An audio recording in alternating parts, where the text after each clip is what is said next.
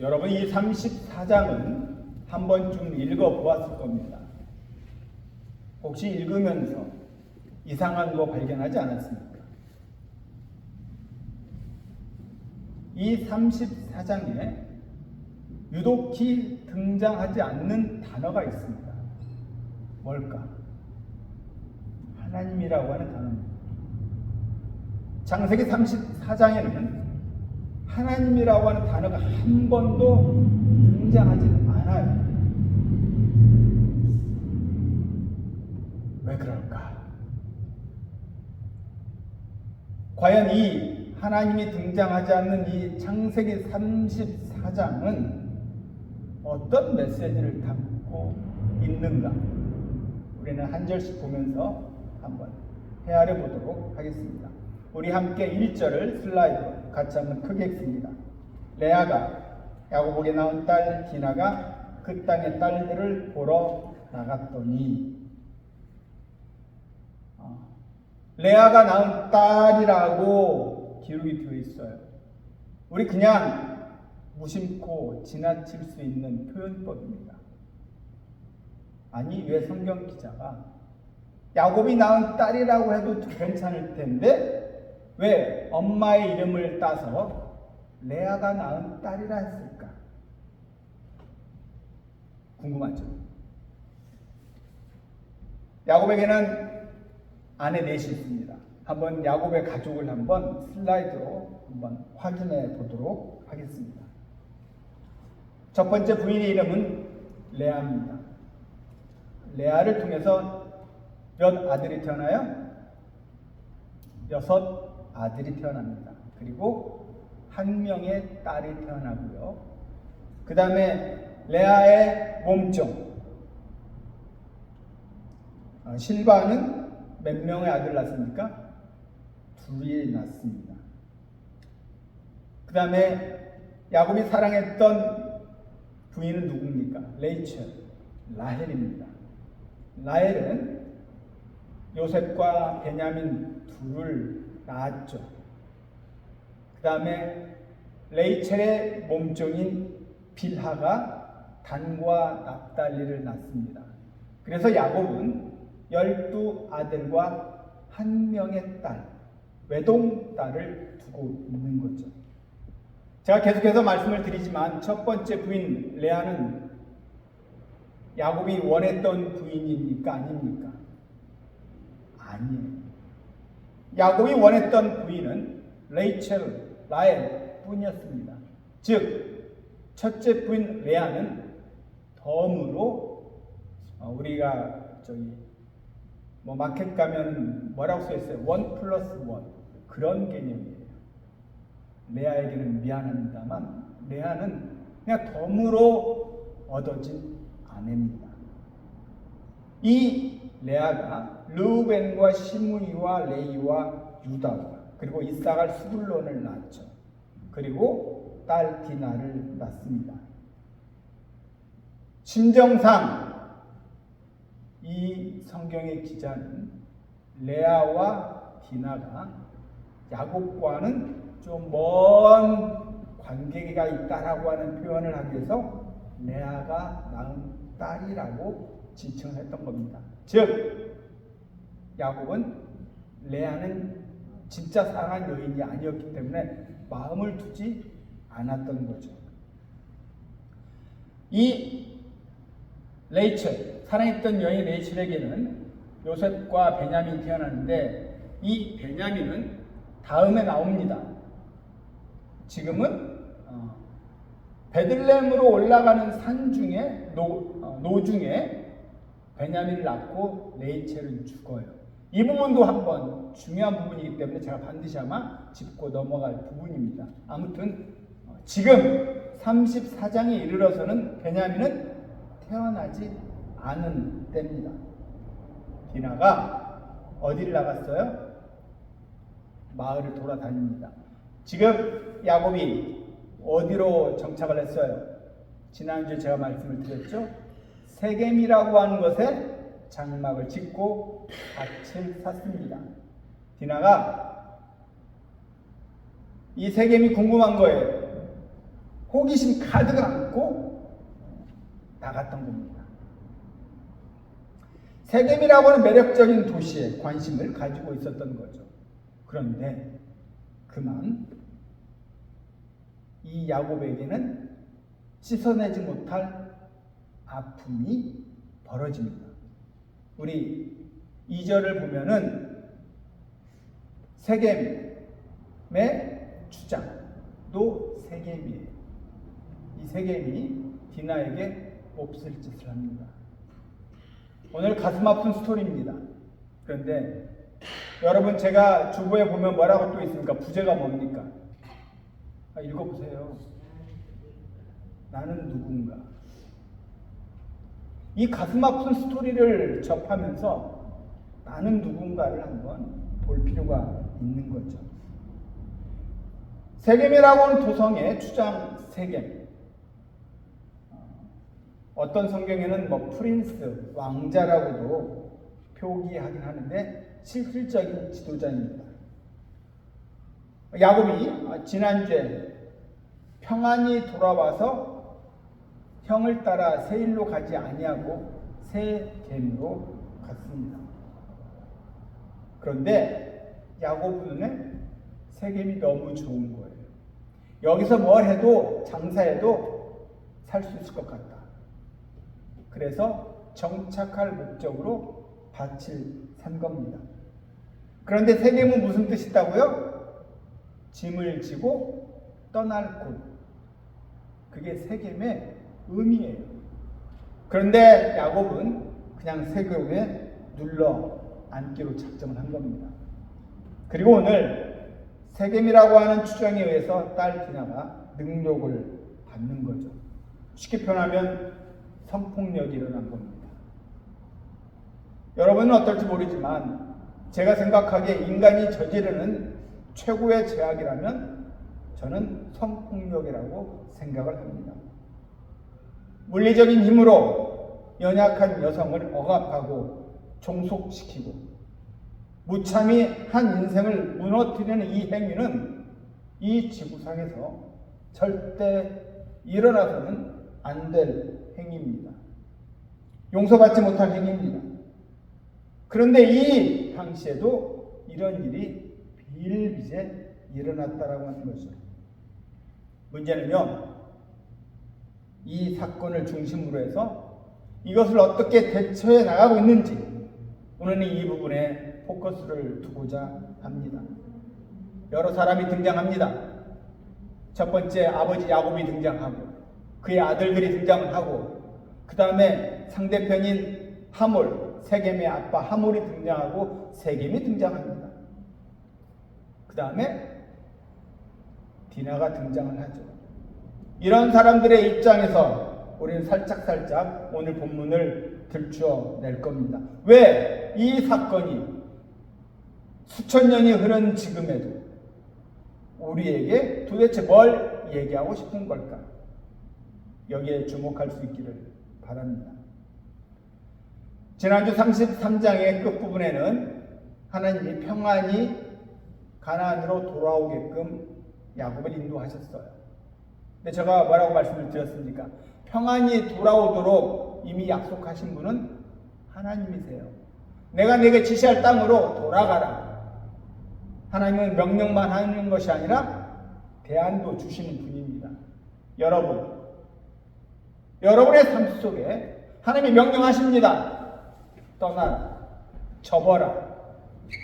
단순히 명령만 하시는 것이 아니라 하는 다음 스텝도 다 계획하고 있습니다. 그러니까 우리는 겁먹거나 두려워할 이유가 하나도 없는 거죠. 하나님은 내게 지시할 땅으로 가라. 그리고 대안도 주셨습니다. 그런데 야곱은 어땠어요? 형을 만나면 죽임을 당할 것 같은 그 두려움. 그렇지만 정작 만났을 때 형 에서는 야곱에게 손 하나 까딱하지 않았습니다. 400명의 가신을 데리고 야곱을 죽이러 왔던 형 에서에게 급격한 심정의 변화가 있었던 거죠. 그 배후에는 하나님이 하신 겁니다. 우리는 마음을 쪼아리고 아슬아슬하지만 하나님은 우리의 속내를 다 아시고 우리에게 평안할 수 있도록 은혜를 베풀어 주십니다. 우리가 예수 그리스도를 믿으면서 가장 큰 심정의 변화는 뭐예요? 평안입니다. 피스풀이죠. 이게 우리에게 얼마나 큰 선물인지를 경험한 사람들은 누구보다 잘 알 겁니다. 그런데 그만 이 야곱은 33장에 어떻게 고백을 합니까? 제단을 쌓았다, 고백했다. 이것은 신앙적인 용어가 아니라고 했어요. 엘로에 사람, 나의 신이여, 나의 신들이여. 엘로에는 엘의 복수입니다. 나의 신들이여, 나의 기도를 들어주시는 신들이여. 이건 가나안인들이 쓰는 종교인들의 고백과 똑같은 거죠. 이런 고백을 통해서 아직도 야곱은 자기 중심적인 자아 이고에서 벗어나지 못했다라고 하는 것을 여러분 기억을 할 겁니다. 오늘 또 야곱에게 어떤 모습이 보여지는지 계속 성경 기자가 들춰내고 있어요. 오늘 디나가 몹쓸 짓을 당했습니다. 그런데 이 야곱의 처신, 비열한 아버지의 모습을 보게 됩니다. 제가 제목을 정할 때 비열한 아버지 이렇게 쓸까 하다가 너무나 노골적이고 직선적인 것 같아서 제가 그냥 가슴 아픈 스토리라고 바꿨어요. 이런 못된 아버지, 저는 오늘 고발을 할 겁니다. 여러분, 디나는요, 아무리 사랑하지 않았던 여인에게 낳은 자식일지라도 본인의 딸입니다. 억지로 얻어진 아내의 딸일지라도 딸은 딸이에요. 그러면 세겜에서 몹쓸 짓을 당했으면 어떻게 반응을 해야 됩니까? 성경을 보면은요, 세겜이 몹쓸 짓을 하고 나서 자기 아버지 하몰에게 이야기를 합니다. 아버지, 내가 이 여인을 너무나 사랑합니다. 이 여인과 가정을 이루고 싶습니다. 자신의 스토리를 이야기하죠. 그러니까 하몰이 야곱에게로 바로 달려옵니다. 이런 걸로 보아서 하몰은 그래도 조금이나마 1% 조금 양심은 있었던 것 같아요. 나쁜 놈이지만 조금이나마 뉘우침이 있었던 것 같습니다. 정말 디나를 사랑했던 것 같아요. 지금 이 시간은요, 세겜에서 어느 정도 시간이 흘렀던 때입니다. 그래서 야곱은 이 세겜 그리고 하몰에 대해서 조금 어느 정도 나눔이 있었던 시간들이에요. 그러다가 바로 이 세겜이 디나와 사랑을 하지만 자신의 뜻대로 되지 아니하니까 성폭력을 저지른 겁니다. 여러분, 보통 사내들은 어떻습니까? 이를 저지르고 나면 웬만해서는 책임지려고 하지 않는 인간이 남자예요. 아주 못했습니다. 발뺌을 하거나 핑계를 들려고 할 거죠. 그런데 이 세겜은 어느 정도 일말의 양심이 있었던 거죠. 책임감을 가지고 디나를 아내로 맞이하겠습니다라는 그런 진심을 보입니다. 그때 우리 5절을 같이 한번 읽습니다. 슬라이드 5절을 같이 읽습니다. 야곱이 그 딸 디나를 그가 더럽혔다 함을 들었으나 자기 아들들이 길에서 목축함으로 그들이 돌아오기까지 잠잠하였고. 여러분, 지금 야곱의 어떤 모습을 보이고 있습니까? 잠잠하고. 아니, 지금 딸 디나가 몹쓸 짓을 당했는데도 불구하고 아빠인 야곱은 잠잠했대요. 뭔 말이에요? 아무 말이 없다라고 하는 겁니다. 여러분, 이것이 지금 잠잠 있을 문제입니까? 우리 6절 같이 한번 읽습니다. 세겜의 아버지 하몰은 야곱에게 말하러 왔습니다. 누가 먼저 달려가야 됩니까? 야곱이 먼저 달려가야 돼요. 그런데 하몰이 먼저 야곱에게 온 겁니다. 아들이 요청을 했죠. 아들 때문에 어렵게 된 디나 문제를 가지고 하몰이 온 겁니다. 근데 야곱은 아무 말이 없어요. 이럴 수 없는 것 아닙니까? 자기에게 그냥 딸인데 정말 비겁해도 너무 비겁해요. 여기서 우리가 좀 더 깊이 들어가서 생각해 보면요, 두 존재가 침묵을 합니다. 두 존재는 누굽니까? 제가 서두에 말했죠?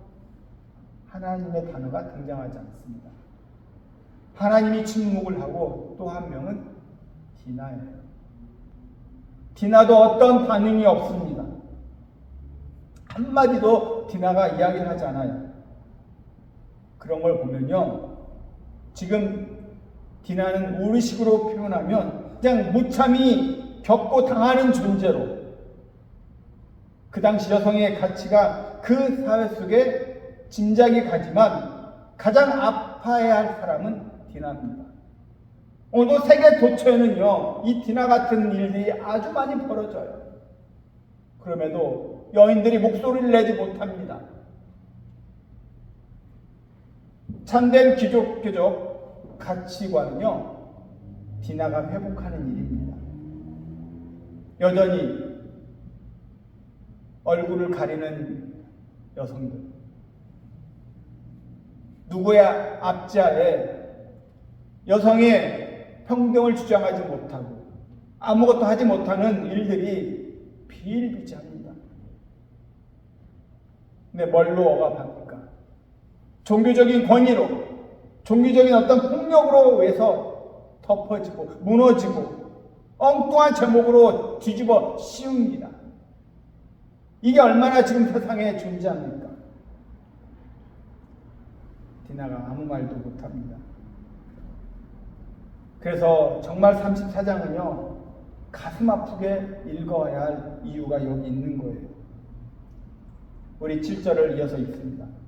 야곱의 아들들은 들에서 이를 듣고 돌아와서 그들 모두가 근심하고 심히 노하였으니 이는 세겜이 야곱의 딸을 강간하여 이스라엘에게 부끄러운 일, 곧 행하지 못할 일을 행하였습니다.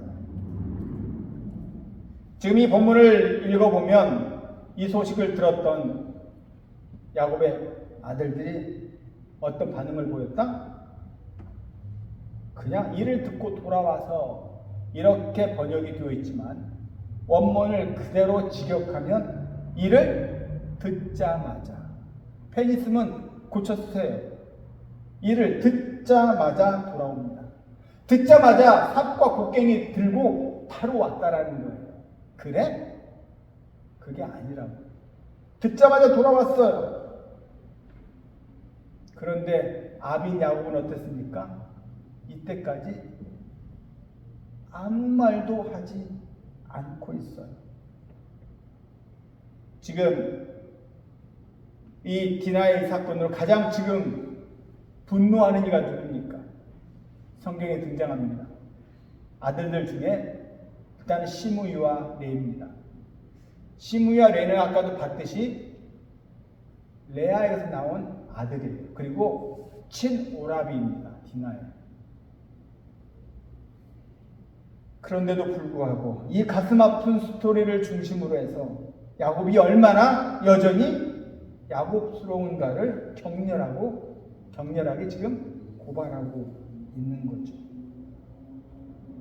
하몰이 야곱을 만나서 이런 제안하죠. 우리 이왕 이렇게 된 거, 당신의 부족과 우리 부족이 서로 섞이면서 통혼합시다. 장가도 가고 시집도 가고 땅도 사고 매매도 합시다. 그러면서 우리 어떤 타일을 좀 키워봅시다. 이 당시만 해도 인구가 가장 큰 무기였어요. 지금 이 세겜도 부족이 작습니다. 그런데 두 부족이 합치면 어느 정도 파이가 커지니까 괜찮지 않을까, 이런 제안을 하는 거죠. 야곱은 이 제안에 귀가 솔깃합니다. 아주 매력적이죠. 얼마나 야곱이 매력적인 제안입니까? 우리 이어서 11절 12절을 읽습니다. 세겜도 디나의 아버지와 그의 남자 형제들에게 이르되 나로 너에게 은혜를 입게 하라. 너희가 내게 말하는 것은 내가 다 주리니 이 소녀만 내게 주어 아내가 되게 하라. 아무리 큰 혼수와 예물을 청할지라도 너희가 내게 말한 대로 주리라. 주장 세겜이요, 당신들이 말하는 건 모든 혼수 예물 다 주겠다라고 하는 겁니다. 물질 공세를 하는 거예요.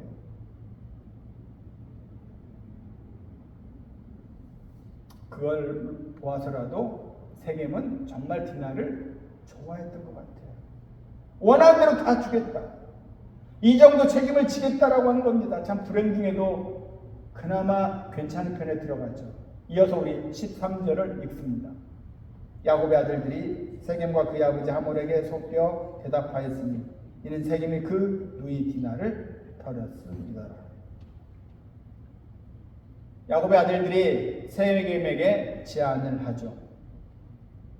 뭘 제안합니까? 할례입니다. 할례는요, 이스라엘 민족에게 신성시되는 예식입니다. 종교 예식이에요. 그런데 이 할례를 제안해요. 뭘 위해서? 동생 디나 복수를 위해서. 그것이 할례라는 명목이라면 이들의 의식 구조 속에는요, 무슨 짓을 해도 가하다라고 하는 정당성을 가지고 있는 겁니다. 이게 종교 폭력이에요. 종교 억압입니다. 이게 역사적으로 어떤 폐해를 낳았습니까? 십자군 전쟁 같은 게 등장하고 마녀 사장이 나오는 거죠. 이런 부작용을 낳습니다. 우리 방식이 정당하면 그 뒤에 그 방식으로 그 명목으로 무슨 짓을 해도 좋다라고 하는, 그것도 하나님에게서 가장 신성시되는 언약의 매개물인 할례라는 종교 예식을 통해서 복수를 하겠다. 그걸 명분으로 속이고 있는 겁니다. 이런 면에서 사악한 면은요, 야곱의 아들들이 한술 더 뜹니다. 오히려 세겜과 그의 아버지 하몰이 못된 짓을 했지만 더 순수하다고 볼 수가 있어요. 그리고 그들은요, 돌아가서 이 제안을 받아들이기로 하죠. 이어서 23절을 같이 한번 슬라이드로 읽습니다. 그러면 그들의 가축과 재산과 그들의 모든 짐승이 우리의 소유가 되지 않겠느냐. 다만 그들의 말대로 하자. 그러면 그들이 우리와 함께 거주하리라. 세상 사람들이 순진합니까? 순진하지 않습니까? 절대 순진하지 않아요. 23절의 내용이 뭡니까? 이게 하몰과 세겜의 진짜 속내입니다. 얘들도 속이는 거예요. 그들의 짐승이 우리의 짐승이 되지 않겠느냐? 순진한 척, 들어주는 척 했지만 다 계산을 했던 거예요. 이 하몰과 세겜도. 이게 뭐라고요? 이게 세상입니다. 내가 속이는 것 같지만 속임을 당해요. 속이는 줄 알았더니 본인이 속임을 당합니다. 미소를 앞에는 보이지만 뒤에는 비수를 가지고 있는 것이 세상이라고 하는 거예요. 이런 세상에서 하나님이 이름이 등장할 수가 없죠. 34장은 그런 세상입니다. 그래서 굉장히 독특한 장이에요.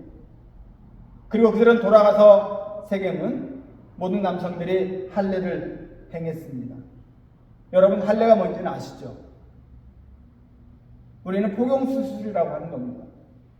이 포경수술을 하면 한 일주일에서 한 열흘까지 가요. 굉장히 아픕니다. 그리고 움직이질 못해요. 이것을 이스라엘은 알았던 거죠. 가장 통증이 심했을 때가 3일째입니다. 그 3일째 들어가서 세겜의 도성의 모든 남자들을 다 도륙을 하는 거죠. 피바다를 만든 겁니다. 우리 25절 같이 한번 읽습니다. 제3일에 아직 그들이 아파할 때에 야곱의 두 아들 디나의 오라버니 시므온과 레이가 각기 칼을 가지고 가서 몰래 그 성읍을 기습하여 그 모든 남자를 죽이고 한배에서 난 시므이와 레이가 가서 도륙을 냅니다. 다른 아들들의 이름은 등장하지 않아요. 그렇지만 다른 형제들도 마찬가지입니다. 세겜을요 피바다로 만들었어요. 레아가 낳은 딸 르우벤과 시므이와 레이와 유다도 별반 차이가 없습니다.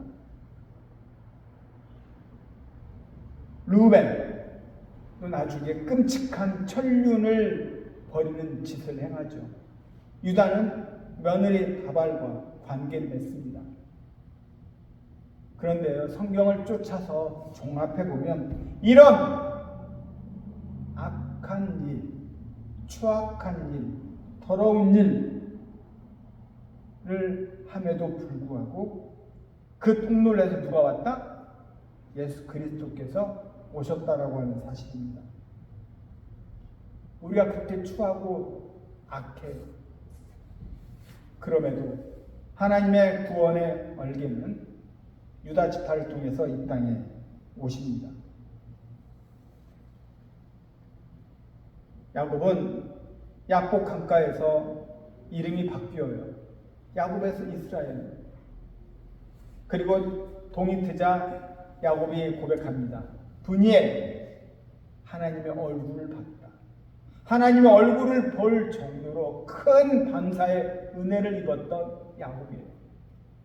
그런데 34장에도 야곱은 변하지 않습니다. 이 가슴 아픈 가정사에도 말이 없어요. 침묵하고 있습니다. 여러분, 그러면요 인간은 절대 바뀌지 않습니다. 안 바뀌어요. 세월이 가면 고집만 늡니다. 여러분 고집 꺾을 생각 하지 마세요. 절대 안 꺾여요. 그럼에도 불구하고 하나님은 우리를 보듬어 주십니다. 아니 그렇게 꺾이지 않는데 왜 신앙생활에 이렇게 묻는 이들도 있어요. 무슨 의미가 있냐 신앙생활이. 그래도 우리는요 세월이 시간이 흐를수록 그래서 매일 기도와 말씀 앞에 절절하게 그리스도의 공로에 매달리는 싸움으로 나갈 수밖에 없는 겁니다. 여러분 우리는 거룩이라고 하죠. 성도, 거룩한 물입니다. 여러분 이 거룩이 무엇일까요? 거룩은요 쉬운 건 이겁니다. 예수 그리스도와 나 사이에 틈이 없는 것을 거룩이라고 해요. 그 틈 사이로 악한 것이 자꾸 삐집고 들어오는 거죠. 그래서 우리는 그 틈이 없도록 만들어가는 것이 거룩인 겁니다. 이제 세겜은 피바다가 됐어요. 그리고 세겜의 집에 있던 디나를 데리고 옵니다. 우리 27절을 같이 한번 읽습니다. 야곱의 여러 아들이 그 시체 있는 성읍으로 가서 노력하였으니 이는 그들의 누이를 더럽힌 까닭이다. 제가 왜 27절을 읽었을까요? 다 도륙을 했습니다. 근데 또 뭘 했어요? 시체까지 털어오는 겁니다. 시신까지도 지금 털어내는 거예요. 이게 뭐냐면 종교가 광기를 가지게 되면 아주 무서운 거라는 것을 보여주고 있습니다. 그냥 죽이면 끝나는데 가서 시체까지 털어온다라니까요. 그냥 죽이면 어느 정도 복수한 거 아닙니까? 지나친 응징인 거죠. 이때 야곱은 스토리에서 사라집니다. 모든 것은 아들들이 주도하는 거죠. 지금 아들들의 의식 구조에는 뭐가 있어요? 자기들이 더럽힌 것처럼 동일화시키고 있는 겁니다. 디나가 더럽힘을 받은 것이 자기들이 더럽혔다라고 거기에 동일화시키는 거예요. 그렇지만 야곱은 한마디도 하지 않고 있는 거죠. 그래서 야곱은 정말 무서운 그리고 비열한 친구입니다. 이때 아들이 뭐라고 항의합니까? 31절 우리 슬라이드로 같이 읽습니다. 그들이 이르되 그가 우리 누이를 창녀같이 대우함이 옳으니까. 아들들이 아빠한테 말하는 거예요. 만약에 야곱의 가족에 디나 같은 일이 일어나지 않았더라면 야곱은 이 세겜에서 그냥 넉넉히 살았을 겁니다. 그런데 이 이후로 다시 그 돈으로 산 모든 땅을 다 포기하고 그제서야 베델로 올라갑니다. 다음 장에 이제 베델로 올라갈 겁니다. 이제서야 이 피비린내 나는 복복국 한 복판에 상처 입은 디나 저마다 계산을 가지고 하나님 없이 토해낸 결과가 뭡니까? 피바다예요. 이것이 세상의 밑바닥의 그림입니다. 하나님 사랑하는 성도 여러분, 나는 누굽니까? 침묵하는 야곱의 모습이 내 안에 있습니까? 더럽고 추하고 악한 것을 봐도 나는 내일이 아니야라고 무관심하고 있지는 않습니까? 범죄한 세겜은 아닙니까? 내 욕망을 채우기 위해서 무차별 상대방을 유린하고 있지는 않습니까? 손익계산서를 두드리면서 디나를 며느리로 맞이하렸던 이 하몰은 어떻습니까? 그리고 디나의 소식을 듣고 응징했던 두 아들 시므와 레이 또한 어떻습니까? 이때 하나님은 침묵을 하셨어요. 야곱은 비열한 침묵을 했고 하나님은 말씀이 없으십니다. 오늘 우리 각자에서 한번 생각해 봐야 됩니다. 나는 누구인가? 오늘 등장하는 인물 속에 나는 과연 누구인가? 하나님은 오늘 이 사건을 통해서 여러분들에게 다시 한번 여러분의 정체성을 확인하고 싶을 겁니다. 하나님은 34장에서 침묵을 하셨지만 하나님의 계획은 계속 이루어져 갔고 훗날 갈보리 언덕에서 십자가의 사랑으로 우리에게 보여주십니다. 여러분, 이 가슴 아픈 스토리 속에서 나는 과연 어떠한 자세로 하나님을 바라봐야 할 것인가? 묵묵히 생각해 보시고 하나님의 침묵 앞에 나는 어떤 모습으로 서야 할 것인가? 왜 하나님이 침묵하셨는가? 여러분 스스로 답을 낼 수 있는 이 한 주가 되기를 주의 이름으로 축원합니다.